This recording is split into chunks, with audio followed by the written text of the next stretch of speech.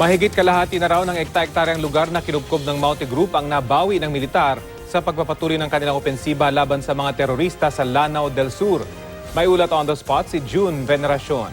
June? Kasi maganda tanghali sa'yo, no? Pang-anim na araw na ngayon ng military offensive laban sa terorista ng Maute Group at mukhang malapit na matapos ang clearing operation na isinasagawa sa bayan ng Butig. Sa report ng militar, nasa 60% na ng 10 hektaryang lugar sa Butig sa kinubkob na Maute ang nabawi na ng mga sundalo. May mga iniwan daw na mga patibong at mga improvised explosive device ang mga papaatras na terorista, kaya maingat pa rin ang mga tropa. Kabilang sa mga na-recover na ng mga tropa ay ang madrasa o yung Arabic School at ang National High School. Ngayong araw susubukang bawiin ng Army ang Old Municipal Hall kung saan itinaas ng Maute ang watawat ang ISIS kapalit ng Philippine flag.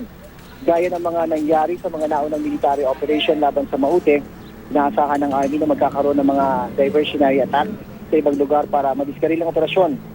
At yun nga yung tingin nilang nangyari kahapon ng tampangan ng mga Malay at sympathizers ng Maute Group ang isang military convoy sa Marawi City. Siyam ang nasugatan ng sumabog sa gilid ng kalsada ang isang improvised explosive device.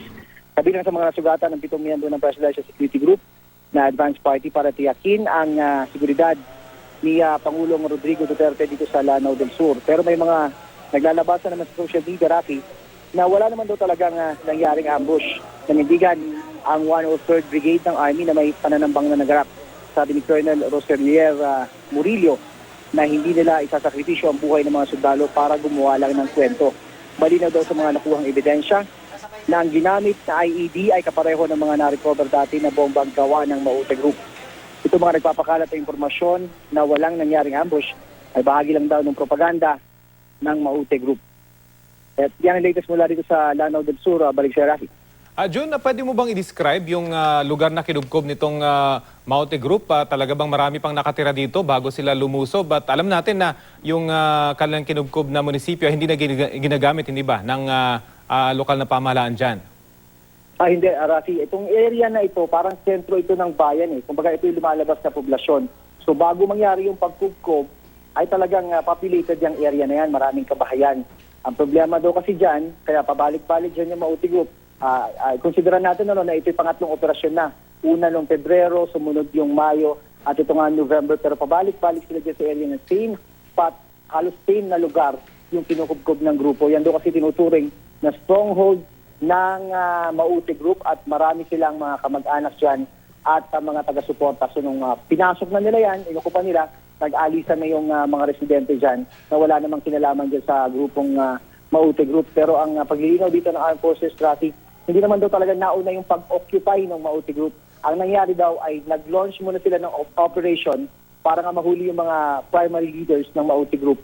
Tapos nung paatras na, nakikita daw ng Maute Group na ito na paparating na yung mga operatiba ng Armed Forces, ay nagbabaan sila sa bayan at doon kinubkob na nila yung mga ibang infrastruktura doon sa poblasyon ng bayan ng Maute, Rafi. So parang lumalabas sa Lamitan Siege yung nangyari, tumakas lang sila at kinubkob yung lugar na yun, June.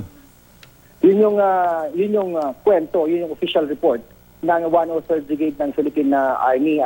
Nag-launch sila ng operation, nag-react yung Maute Group at gumawa na nga na eksena dun sa poblasyon. Doon na nga nakita yung mga litrato na nagtataas ng watawat ng ISIS doon sa lumang municipal hall ng bayan ng Butig. So kung matutuloy itong inaasahan ng Army 103rd Brigade, Rafi, ay mukhang ngayong araw na ito ay baka matapos na yung problema, at least yung clearing operation.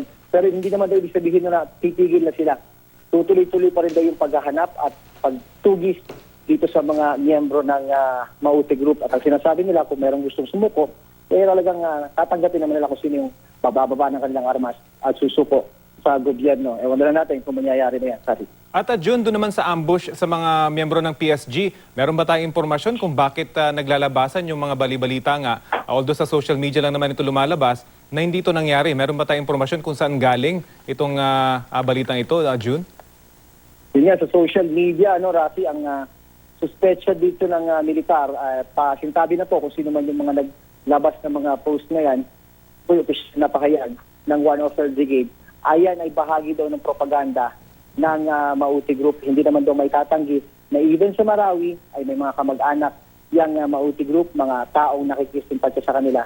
So maaring ito yung mga nagpapalabas ng mga kwento na wala naman talagang nangyaring ambush sa hapon dun sa convoy, dun sa military convoy, kung saan nga kasama dun yung mga elemento ng Presidential Security Group. Napuntahan din naman natin yung site ni Surati, nakita naman natin na may dun sa may gilid ng kalsada, sa may bandang puno.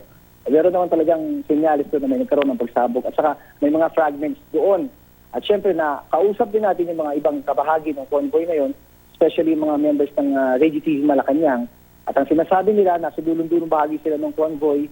Nung narinig nila yung pagsabog, puminto na sila. Pagkatapos nung nakita nila nagsipag-dismount na yung mga members ng convoy, na mga members ng 112 Brigade ng Philippine Army, at pumutok na doon sa medyo pataas na bahagi sa may gilid ng kalsada. Kasi ang kwento rito, after magkaroon ng pagsabog ng IED, ay nagpaputok pa doon yung mga 5 to 7 na mga armadong lalaki. Tinutukan pa yung mga nasa convoy, Rafi.